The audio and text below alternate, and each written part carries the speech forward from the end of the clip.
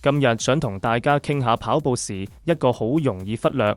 但其實超級重要嘅細節就係手臂擺動嘅動作。大家好，我係阿 Rex。其實手臂擺動同你嘅呼吸效率以及跑步表現有密切關係。今集我會同你拆解錯誤跑姿點樣影響你嘅耐力，以及如何透過鬆肩式跑姿幫你大大節省跑馬拉松消耗嘅能量。仲會分享科學化嘅訓練技巧同一實用訓練計劃，幫你跑得更輕鬆、更快、更持久。記住睇到最後，等我哋一齊跑出最好成績。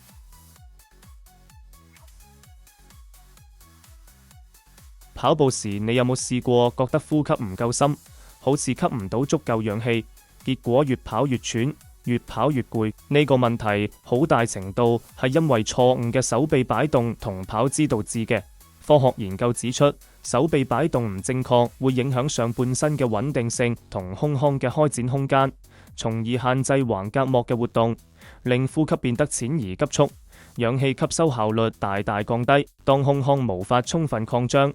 呼吸自然唔順暢，身體就會感覺氧氣供應不足，容易出現氣促同疲勞。具體嚟講，當手臂擺動唔協調，身體會出現過多左右旋轉，令軀幹要額外用力去穩定。咁唔單止浪費能量，仲會限制肺部擴張空間，令橫膈膜無法有效上下移動，呼吸深度減少。有研究發現，錯誤擺臂會令跑者嘅能量消耗增加，呼吸效率下降，跑步時更容易感到喘不過氣。舉個例子，有啲跑者手臂擺動幅度太細，肩膀緊繃，跑幾分鐘就覺得氣促，甚至胸悶。呢啲都係因為呼吸受限嘅表現。所以錯誤嘅手臂擺動唔單止影響跑步效率，仲會直接影響你嘅呼吸質素，令你跑步時難以深呼吸，好喘好攰。你有冇諗過，其實你平時嘅生活習慣點樣影響你跑步嘅姿勢？好多人日常都係低頭睇手機，駝背咁坐喺電腦前面。呢啲習慣會令你嘅肩膀同胸部長時間處於收縮狀態，肌肉變得緊繃，胸腔空間縮細。當你跑步時，呢啲不良姿勢會延續，令你胸部唔能夠充分打開，呼吸自然唔順暢。再加上手臂擺動唔自然，好似雙手緊貼胸前，擺動幅度細，甚至冇擺動，呢啲都會喺跑步時增加身體左右擺動，能量更加浪費。舉個例子，好多初學跑者因為緊張，手臂會夾得好緊，唔敢擺動，結果跑幾分鐘就覺得好攰，氣唔夠用。呢啲都係因為錯誤嘅跑姿同日常習慣累積嘅結果。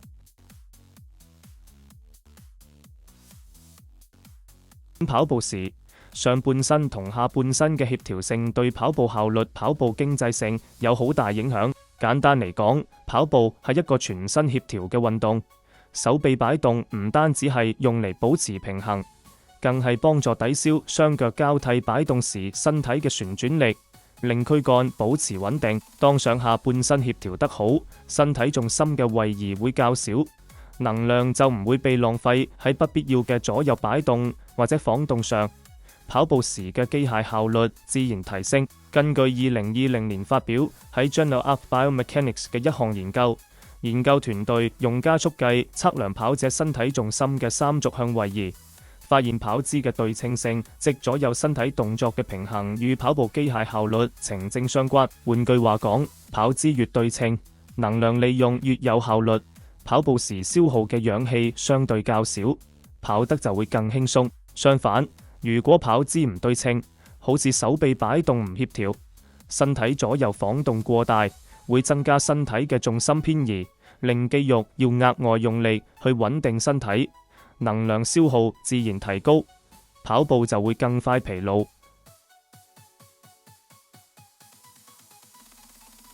講到跑步手臂擺動，我會建議大家嘗試以鬆肩式嘅跑姿去做長跑訓練。咁乜嘢係鬆肩式？簡單講，就係你跑步時肩膀唔好緊繃，保持自然放鬆，手肘彎曲大約90度，手腕自然擺動，手指輕輕握拳，唔好用力握緊。正常嘅手臂擺動係由肩膀帶動，向前向後擺動，擺幅適中，唔會過大，亦唔會太細。擺動節奏同跑步速度配合得好，咁樣可以幫助穩定軀幹，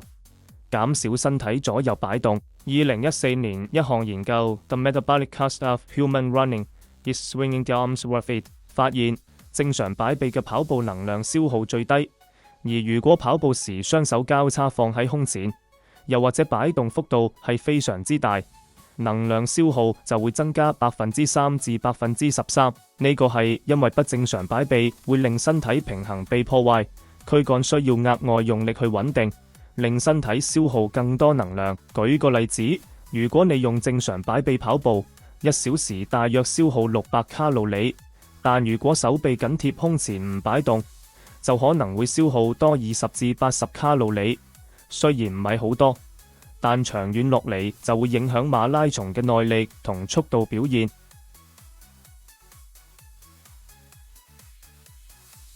改善手臂擺動同上下半身協調，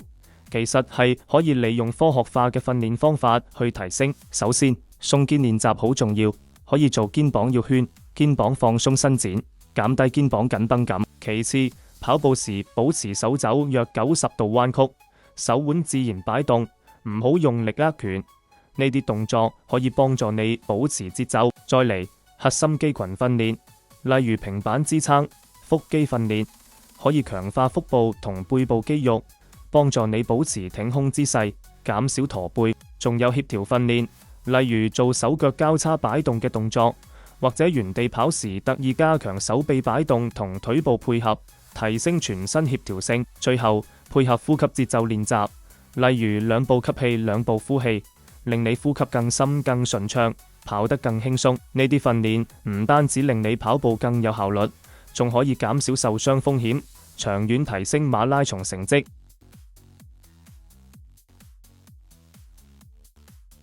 為咗幫助大家有效提升跑步效率，同大家分享一個科學化嘅1週訓練時間表。星期一可以做鬆肩同核心肌群訓練，做3組，每組15分鐘，中間休息1分鐘，幫助放鬆肩膀同加強腹背肌力。星期二安排30分鐘慢跑，重點係練習手臂自然擺動，唔使特別休息。星期三做間歇跑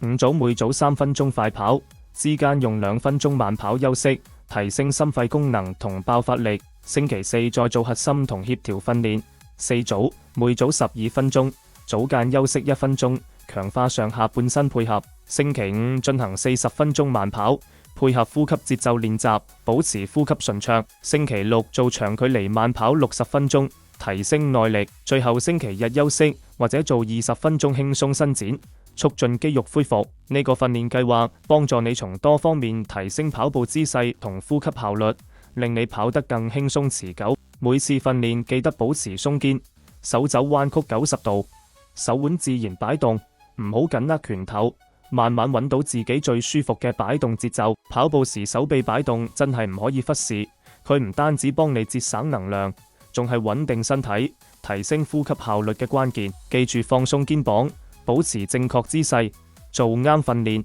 馬拉松成績自然會提升。希望今日嘅分享幫到大家，記得訂閱我哋頻道，Keep Running。